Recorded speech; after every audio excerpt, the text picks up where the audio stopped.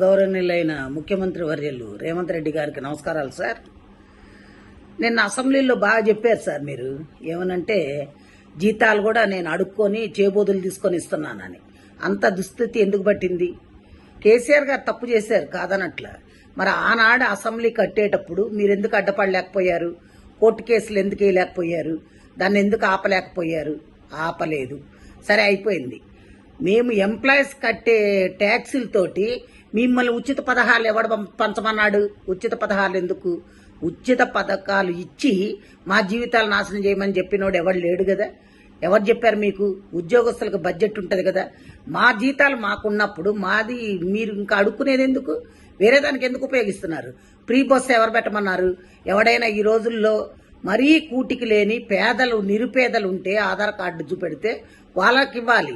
అంతేగాని ఒక కూలోడు బయటకు వస్తే 800 రూపాయలు, 1000 రూపాయలు మగవాళ్ళకి, ఆడవాళ్ళకి 800. అలా సంపాదిస్తున్నప్పుడు అది తీసుకెళ్ళి ఎక్కడ పోస్తున్నారు? బ్రాందీ షాపుల్లో పోస్తున్నారు. అదే నువ్వు ఈ ఉచితాలు పెట్టకుండా ఉద్యోగాలు వచ్చే పొజిషన్లో చేసుండి ఇండస్ట్రీస్ తీసుకొచ్చుంటే కంపెనీల్లో ఉద్యోగాలు వచ్చాయి చేసేవాళ్ళు. అసలు ఇవన్నీ ఎందుకండి? 150 మంది మీరు ఎమ్మెల్యేలు ఎమ్మెల్సీలు అందరూ ఉన్నారు కదా, మీ జీతాలు బంద్ చేసేయండి. మీకు జీతాలు ఎందుకు? 10 కార్లు ఎందుకు? మీ సొంత పైసలు పెట్టుకొని వాడుకోండి. కోట్లు పెట్టందే మీరు ఎమ్మెల్యేలు కావట్లా. అలాంటప్పుడు మీకు అన్ని వసతులు కావాలి, 1వ తారీఖు జీతాలు కావాలి, మీరు ఫండ్స్ కావాలి, మెడికల్ బిల్స్ కావాలి, అన్నీ కావాలి. ప్లెయిన్లో ఊరికనే తిరగాలి, ఇవన్నీ కావాలి. ఇవన్నీ ఎక్కడి నుంచి వచ్చినాయండి? ప్రజల సొమ్మండి, మేం కట్టే ట్యాక్సులండి. మా ట్యాక్సుల పైసలు మిమ్మల్ని ఉచితాలుగా వాడుకోమని చెప్పినోడు ఎవడు? ఏ రాజ్యాంగంలో రాసిందో చెప్పండి.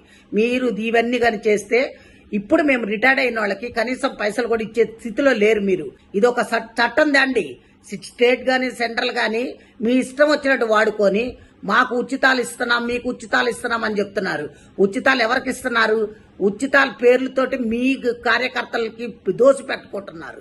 అంతేగాని మీరు ఎవరికి ఏం చెయ్యట్లా, న్యాయం జరగట్లే అక్కడ. కాబట్టి దయచేసి మీరు ఇంకోసారి ఈ పిచ్చి సలహాలు ఇవ్వకుండా ఇప్పుడు ఎవరికైతే క్లాస్ 4th ఎంప్లాయీస్ కూడా జీపే పై పెట్టుకుంటే బిల్లులు ఇచ్చే స్థితిలో లేకుండా అయిపోయారంటే ఏమనుకుంటున్నారు? ముందు అర్జెంటుగా మా బిల్లులు మాకు పాస్ చేయండి. రిటైర్డ్ అయిన వాళ్ళకి మర్యాద పూర్వకంగా డబ్బులు ఇచ్చి పంపించండి. అది పద్ధతి. అందరు తిరగబడితే మటుకు ఊరుకునేది లేదు సార్. ఇది మంచిగా ఉండదు కూడా నేను చెప్తున్నా. Thank you.